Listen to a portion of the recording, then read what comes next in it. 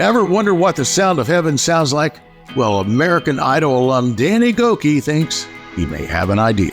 I think people get it wrong. I think heaven is this place where you get your harp and you get on the cloud and, dude, they have no idea. Heaven is a party, and it's reflected on the album, and everyone's invited to this party.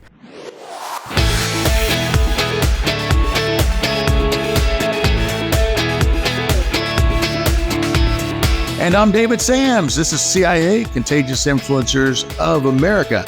I've got 3-time Grammy nominee and former American Idol alum Danny Gokey with me here at the Homestead studio today. Danny's a great friend. Every time he comes over, we have a great time. So I can't wait for him to talk about his new album, Sound of Heaven.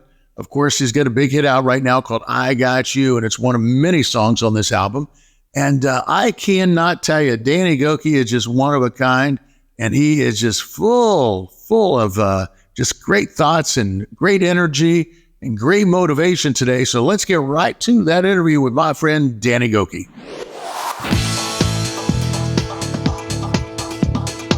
Hey, welcome back, man. Thank you. Thanks for having me back. I like coming here. We love having you. So it's been a while since you were here. I got probably a year. What's been going on over the last year?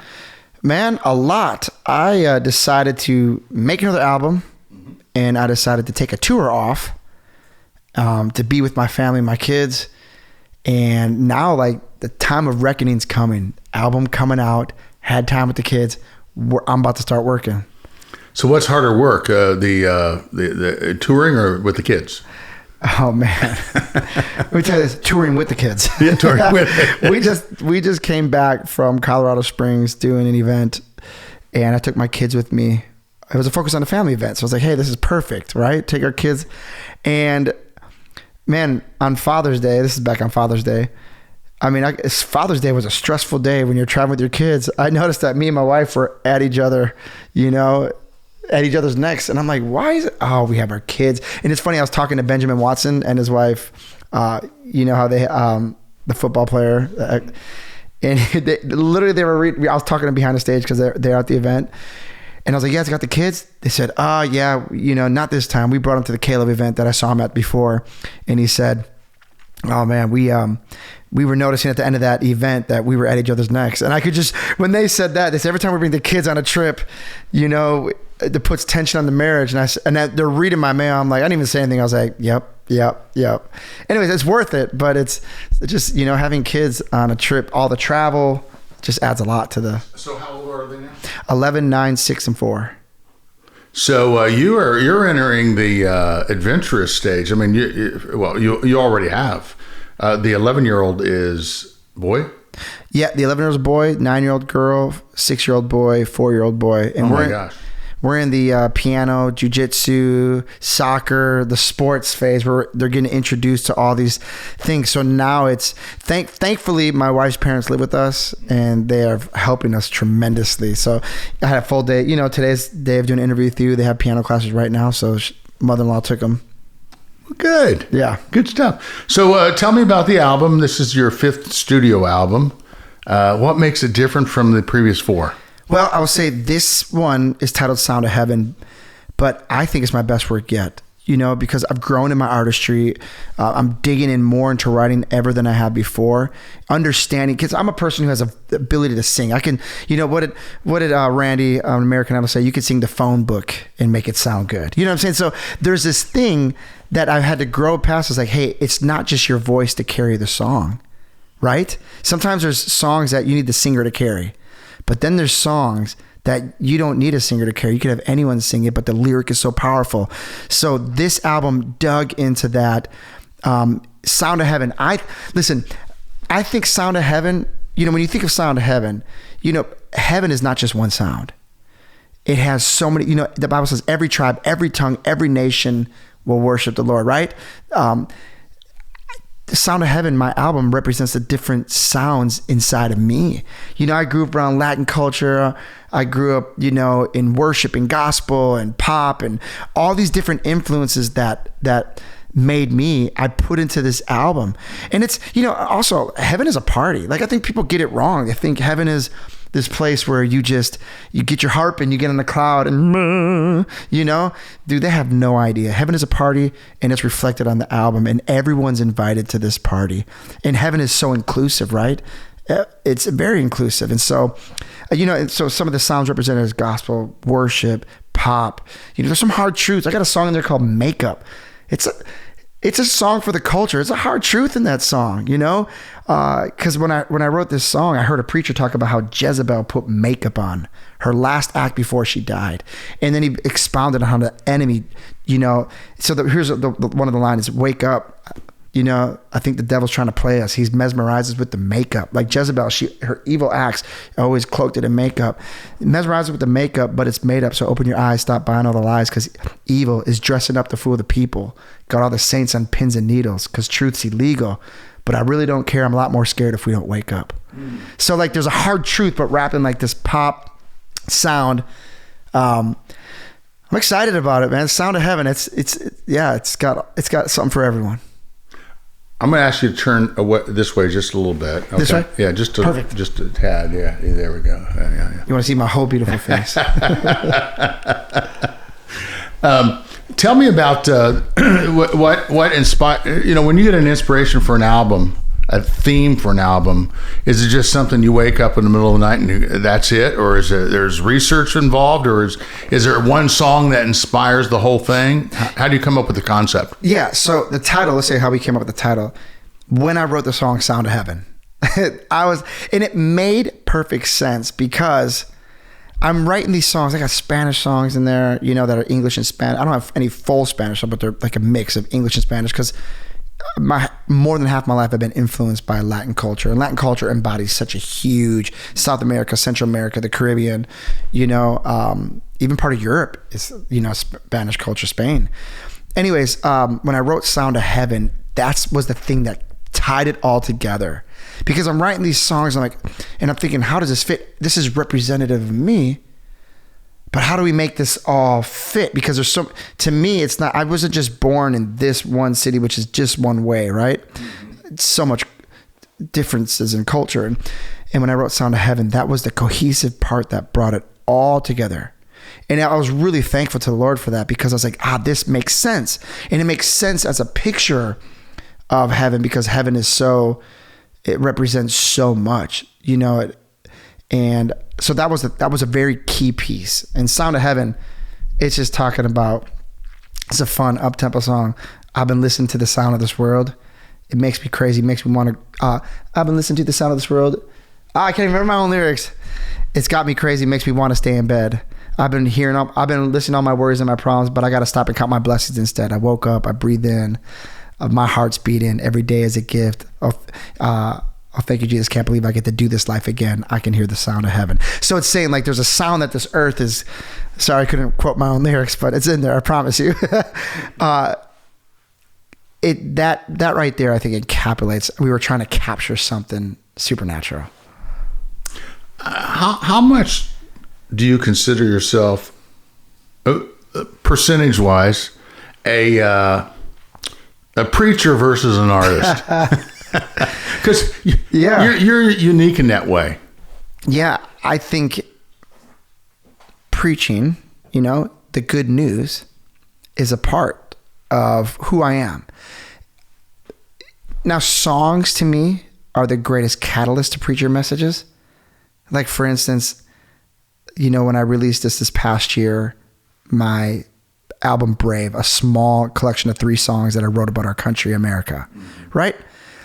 You know, right now there's such division in our culture, and it's really hard to win people over. But I noticed music, you can stick a truth, drop a bomb in a song that comes off a little lighter, and people are a little more open to it than it would if I just get on, you know, and I do get on my platform, my social media, and I do speak messages of hope and open up my Bible and share those messages. But I'm learning that music kind of sneaks in there and gets past the brain barrier and goes to the heart. Mm-hmm. So I like the fact when I go and preach at churches, like I'm preaching at a church this Sunday, I love that I get to go and sing a song, because if things ain't going right, let me open up in a song, and people, you can move the crowd in a different direction and open them up more, you know? And so I think it's a good 1-2 punch, in my opinion. Yeah, it is. It is. I want to talk a minute about Mandisa. Oof, yeah. Okay. I know you all were close. You toured together at one point. Of course, you were both on Idol, and it was such a shock for all of us. Still is, as a matter of fact. And we're just trying to figure out a way to continue to celebrate her life and her legacy over the next few months. And the great thing about her, especially the last time that she was here, she was so open about all of her struggles and everything that she went through. She wasn't afraid to talk about a lot of things, you know, and nor are you. And I just like to just sort of for you to tell me what she meant to you and what impact she had on you. Mandisa was so impactful in many different areas, but the one I want to focus on is how she was a champion of people. And that's, in this world, right now we are taught to be a champion of ourselves, which I think that's probably where we're getting a lot of the mental health struggles from, correct? You know, because we're so self-focused. You know, recently I heard a podcast where this doctor was saying, one of the reasons why we have problems in our culture in the epidemic is that all we do is ruminate on either our problem or are so focused on ourselves that we don't see something bigger than that. And, you know, so I thought that was pretty interesting. But with Mandisa, she didn't follow that path. She followed the path of champion other people's music. So we did one co-headline tour together. They called it the Mango Tour, the Mandisa and Danny Gokey tour. I was Mango, man, right? Mandisa, Gokey. And anyways, but then we did another 6 tours where we were part of a bigger tour together. So we were on the road a lot together. And it was a devastating blow when I found out the news. Because, you know, at first I didn't know what happened, right? Was it a mental health struggle? What was it? I think we found the autopsy said it had to do with obesity. I just heard that recently. And it was tragic because she had so much to give. Now, I do know that she kind of retired from music a year or two before she passed away. But here's what I know, like she ran her race. She never gave up. You know, in the beginning, I was quite scared when I heard that she had passed because there was, was this self-induced? I was happy to hear the news. It wasn't. I was happy to hear the news that, you know, it was a different struggle, but it wasn't an intentional struggle to like, you know, we all have our struggles. We all have our battles. And, but she was a champion of people. I want to pull that away and say, one of the best things you can do is get outside yourself and champion people. When we were touring together, she'd be side stage singing my songs. I mean, this is who she was. And I think there's something, she wasn't insecure. She wasn't scared of, if I champion this person's song, will it affect my song? Man, she thought there was room for everybody. What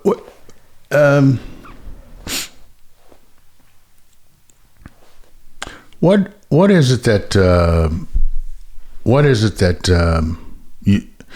that you struggle with? I think so I've been clinically diagnosed OCD. I mean, that was a clinical thing. But I think maybe I should say it like this. Not realizing the impact of my choices, right? Not realizing the impact of the power that I carry as a person through the power of choice. You know, I think when we go through situations, for instance, things happen to us that lead us to a place of disappointment, we tend to forget that not making a choice is a choice, right? Shooting the shotgun prayers to the Lord saying, get me out of this. If you just, you know, just deliver me supernaturally, I'll be a happier person. Not realizing there's power in your choice to get you out of that. It might not be supernatural and fast. Like I think our culture wants quick shift, happen now. Not realizing that 99% of the time, the cumulative of your choices got you to where you are today. You know, it's having the ability to kind of get outside of yourself and say, hey, like, so if you're struggling with depression, for instance, and you're in a really bad place, get outside of yourself and say, hey, have there been moments where I've been happy? Absolutely. Excited about life? Absolutely. You know, objectively looking at yourself as opposed to subjectively putting yourself in a certain position thinking you can't get out. And in that moment saying, you know what, there could have been a lot of years of choices that got here. It was a slow burn, but it got me here. Maybe just make one good choice today, and a cumulative of choices. Maybe 6 months from now, 3 months from now, I could be in a way better place if I just, because bad things happen to us, right? Outside of our reach. But I look at someone like Joyce Meyer, who, her testimony, she was molested by her dad. And she says like this, it's a little graphic, but it's true. I was raped by my dad 200 times. She had to make a choice. Was she justified to be bitter and unforgiving? But she made a choice to follow God and to forgive. I mean, her testimony is so powerful. Was it an overnight deliverance? No. Did she have some overnight deliverances of being delivered from smoking cigarettes and different things? Yeah. But making the choice every day got her to where she is today. The power of choice is so important. And God says, I give to you life and death. Choose life that you may live. And he lays it out. Never underestimate the power of the ability to choose when you're going through something. More with my friend Danny Gokey in 60 seconds. But first this. Hi, I'm Jackie Dorman. Are you longing for your soulmate? And maybe you've tried everything and you feel like nothing's working. You've done the online dating, the singles ministry, possibly even the dreaded blind dates set up by well-meaning family and friends. And you're starting to wonder, where are the truly Christian men that want to seek me out for a committed, loving relationship without the head games? Well, I'm here to help. I want you to join me for my free Married in 12 Months challenge, where I am going to show you all the tools you need to step into the love story that God has already written about you. I'm going to teach you about why now is your time, why God wants you married even more than you want to be married, what are the lies that are holding you back, the law of attraction that's biblical, and what are the tools to stepping into that bride that you want to become. So join me at lovestories.com for my free Married in 12 Months challenge, where we'll get you out of the waiting room and into the love story that you've been dreaming of. Join me at lovestories.com. I hope to see you there. Now let's get back to my interview with Danny Gokey. What do you hear from folks when you receive emails and letters? First of all, do you get letters anymore? I don't. I don't. Back in Americano, man, we used to get just loads of them. What's a letter, right? That's a way to get somebody's attention. Send them a letter.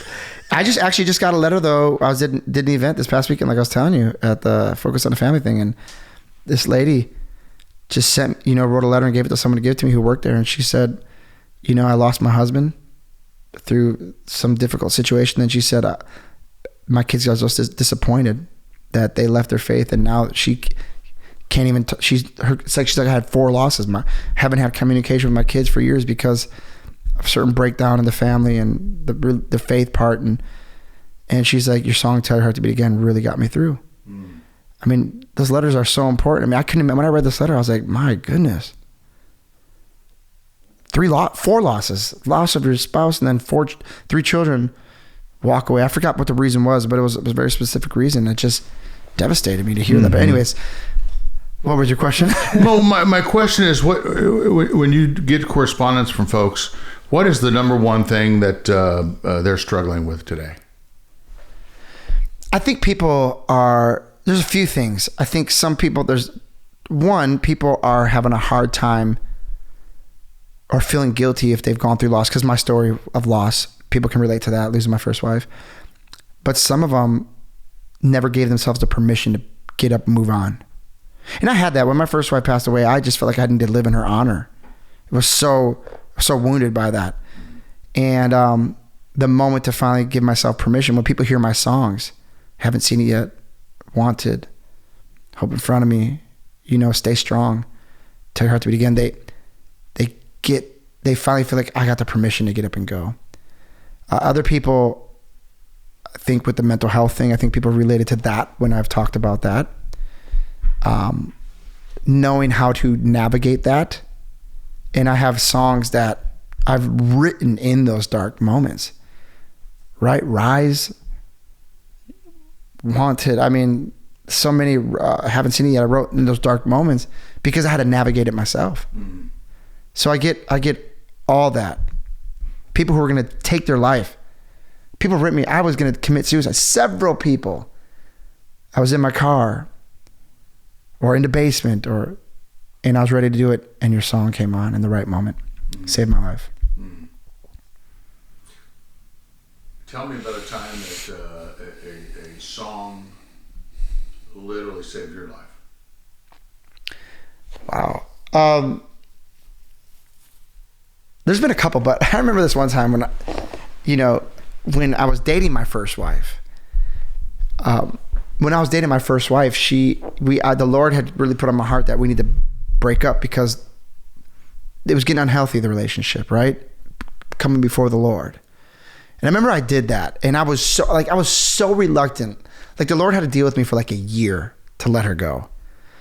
And I remember when I finally did it, I was just like, I just want to obey God. I know He knows what's best for me. We broke it off, and I got in my car and I said, God, you have to speak to me now. I need inspiration because I don't know how I'm going to make it not only through tonight, but tomorrow, because my heart's broken. Get in the car, turn on the radio. The song starts right when I turn the radio on. Stephen Curtis Chapman, that old song, Magnificent Obsession. Be my magnificent obsession. And that's what was the catalyst to say, this is what I'm going to focus on this year. Making you my obsession. Not a person, not a thing, not a desire. You. You'll drink to that. I'll drink some water to that, I'll tell you that. The stigma of mental health, that whole issue, it seems the pandemic has changed a lot of things. People are now much more open, talking about things, but it still seems like the church is 5 or 10 years behind. What can we do to encourage folks to make it front and center? I think there's a few things. So I'm going to kind of try to make this cohesive in thought patterns, but I might jump around. I think the go find yourself, it's overrated, right? Mm-hmm. But our whole culture went through that. Go find yourself. What is inside of us that is, I'm not trying to say we're not worthy people, we don't have any gifts. Hear what I'm saying. What is inside of you that you can find that'll make you better unless you find Christ in you, right? So that, Colossians 1, I think it's 1:27, Christ in you, the hope of glory. So inside of us, we're empty, right? It's like a vacuum cleaner not plugged into a wall. It becomes powerful and does its job when you plug a vacuum cleaner in. Otherwise, it just sits there and looks nice, right? Or any appliance. So I think what we need to do is allow Christ in us and let the hope of glory, the hope of overcoming mental health, the hope of overcoming addiction, the Christ in me, the hope of being a good father, a good husband, Christ in me, right? I am crucified with Christ. Nevertheless, I live, not I, but Christ in me. And the life I now live, I live by faith in the Son of God who loved me and gave himself for me. So you have that piece right there. I think we need to kind of look, remember I was saying earlier in the interview how, making one choice has power to it. Maybe objectively get up and kind of see where culture has shifted last 20 years. I remember 20 years ago watching TV and things that were quote unquote offensive, like The Office, right? That would never last in this. So you got to look and say, well, man, we kind of live in a very tough culture, which has made it even more difficult for us to express ourselves. Even if we're wrong, there's no room to be wrong because then you're canceled, right? And so then there's this fear of, I don't want to be canceled. I don't want to express myself. But if I do, or let's say, if I express how I feel in the church, they can get me kicked out of the church, or if I kind of side with this. Anyways, I think we need to see that and say, okay, we live in a culture that makes it very difficult to find help and find healing, maybe. I think with the church needs to keep preaching Christ. I think it's the power of the Holy Spirit that changes people. And then even going back to what Jesus said, there might be something in that whole thing called denying yourself, right? There might be something there. Maybe go back to good old fashioned believe in the word of God and it's not by might nor by power, but by the Spirit of God. So I gave a lot of different things there. I think there could be answers for something for everybody, I hope, in that. And I hope to keep getting more insight. But I will go back to one thing, the choice. Choices are powerful. Choices, even when you don't want to make a choice, you're making a choice. Even when it wasn't your fault, you still got to make a choice.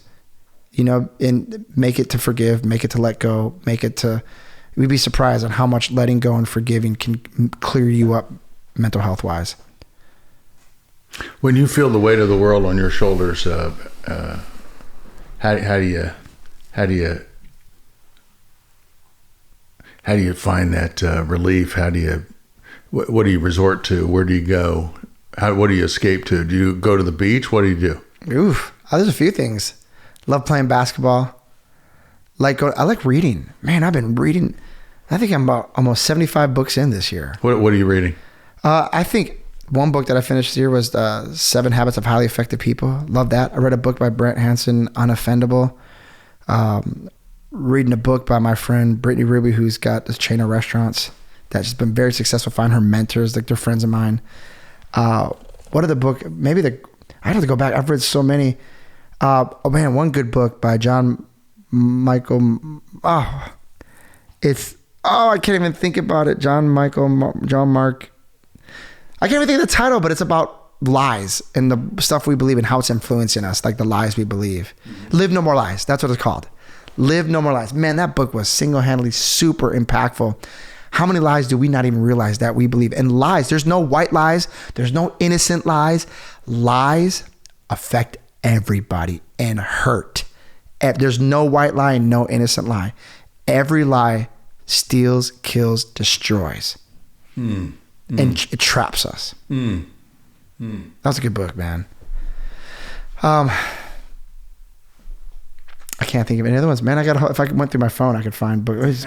It's beautiful, these books. So, I've just got to ask because, everybody seems to have it together until they don't.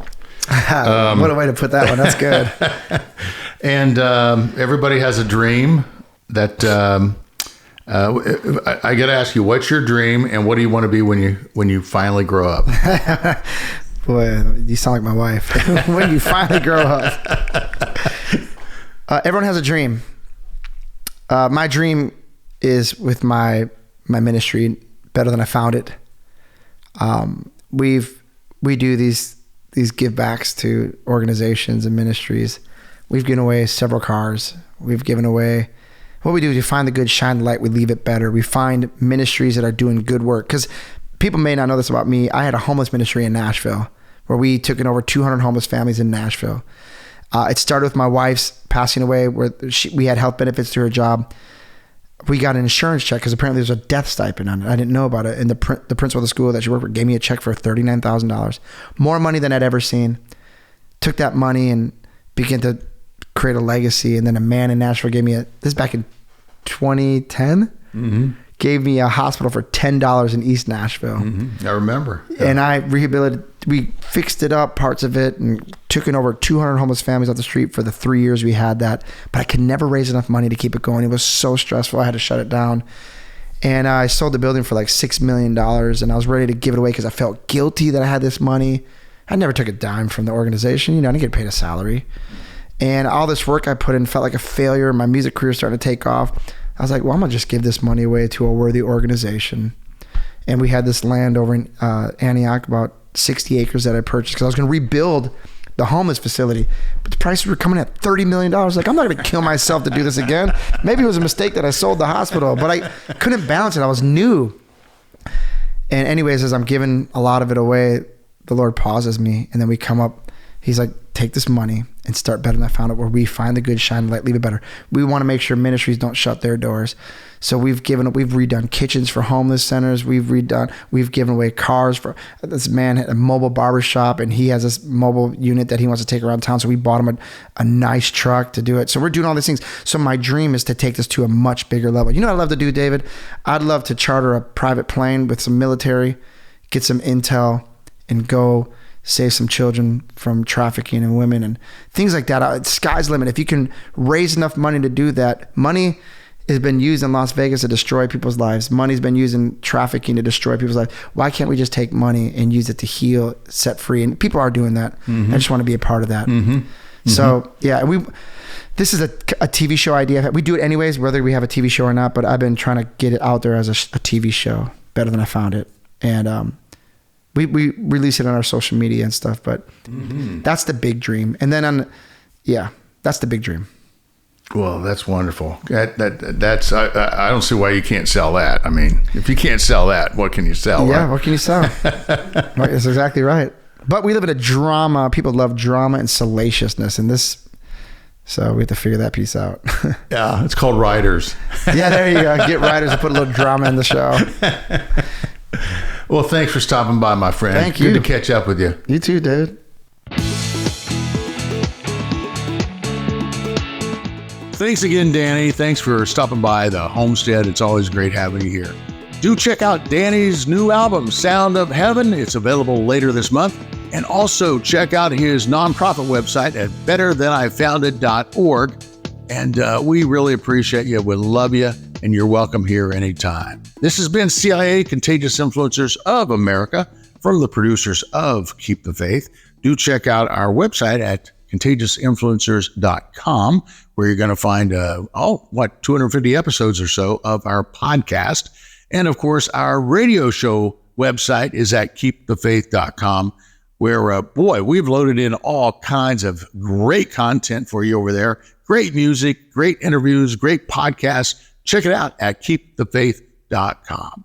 I'm David Sams, and this has been CIA, Contagious Influencers of America, from the producers of Keep the Faith. This week, go out there and live that life in living color, because it sure is a heck of a lot more interesting than living it in black and white.